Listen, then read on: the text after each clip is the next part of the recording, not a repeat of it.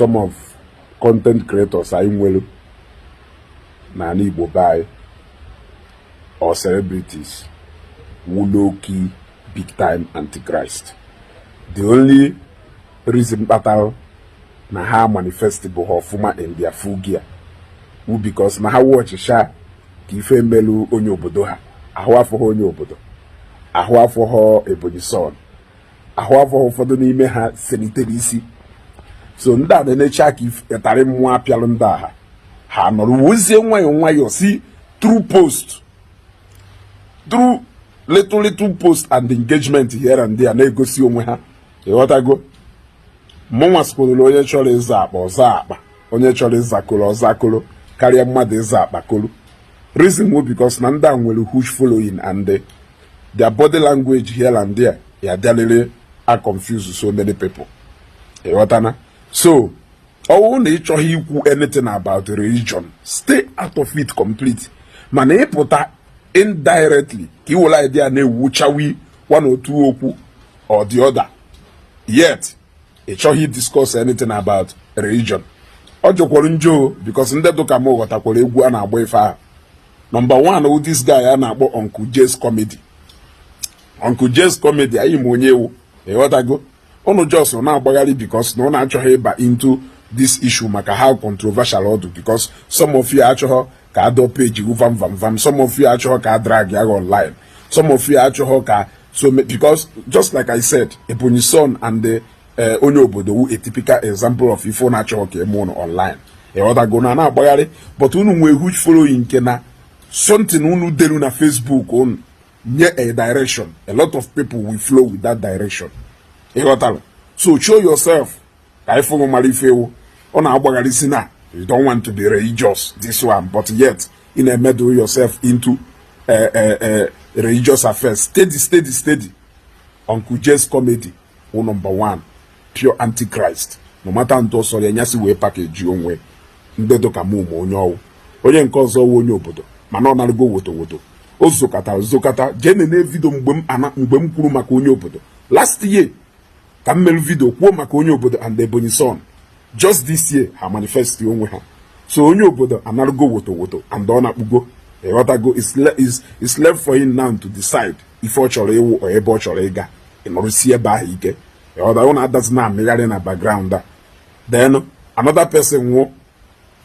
masị nwa Isuofia masị gosi onwe gị ezogadịzi na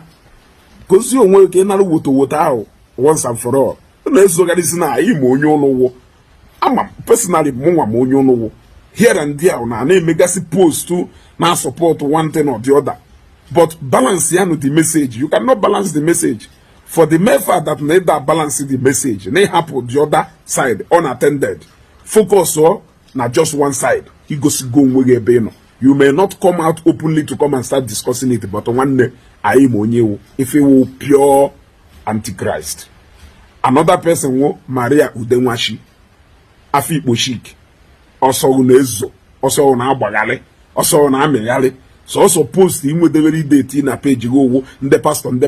pastor jukomenka pastor jukomenka ihe so na the first person ya announce onwebe ụbọchị gwara anyị na nwa dibịa kwuru ekwukata maka nwa dibịa kwukata maka ndị eze nwaanyị you can never say anything ma the moment onwe ha na ala anything meru maka any pastor ị na-awụ the first person na announce ife ị na-akpagharị iwu ịda akpagharị na timeline ndị pastors dị na-achọ news ya bịa wepụta ka ndị mmadụ nene anyị makwa na onye ewu at a critical time like this ife iwochi ide emewu onwe pastor melu nke gosi anyị onwe chọọchị melu nke gosi anyị madam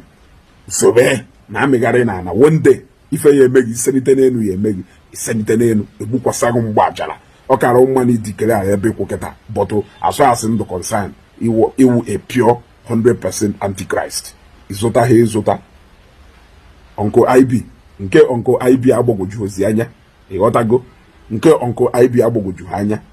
ịghọtago no matter how although Uncle IB ozo nke ya ezo kama na the only thing wuna niile edebekwa onwe na position that you don't want to talk about a religious issue that people should stop being religious in nation but some of you your body language na account yes unu na-make post na-ekwu otherwise ịghọtago and sometimes unu make a post balance ya balance ya for as long as na ịda balance ya balance ị na-egosi ndị mmadụ ebe ị nọ and onwere a group of people ya emechizi ọnụ ka ndị ọzọ wee kwuo okwu ọ dịrọ possible onwere ndị ya emechi ọnụ ka one state wee kwuo eziokwu ka a na-anụ so olu the other side ọ dịrọ possible. You have to balance that message. So Uncle IB nke gị na izoro ezo ịghọtago kama na iseda na ịnakpuru n'ife gbasara okwu religion ịghọtana ọ na-ịpụtara apụta ọfụma ka afụ gị anya denụ anyị dọnso nwanne m onye chaka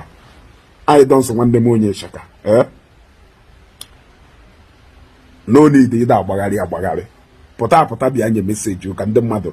inwe passion inye meseji ya mata ya sị ha na-enye but you don't want to come out because of how controversial the okwu do. But being a public figure and being a celebrity, your body language and your side message count because there were a lot of people who are looking up to you. You got to go. So you see, Zakolu, I have looked at it very well. Mfuna need indirectly there is 1 or 2 messages. In as much as naturally do religious, but that is exactly what you are doing. Dragon. Mana ofia na asọ nkata epu n'elu maka ofia opughe elu iwu na nkata ya ba n'ime. The last but not the least kanayo ke nwanne anyị ma onye ewu ịchọkwa zo na onye eze one of Mbaise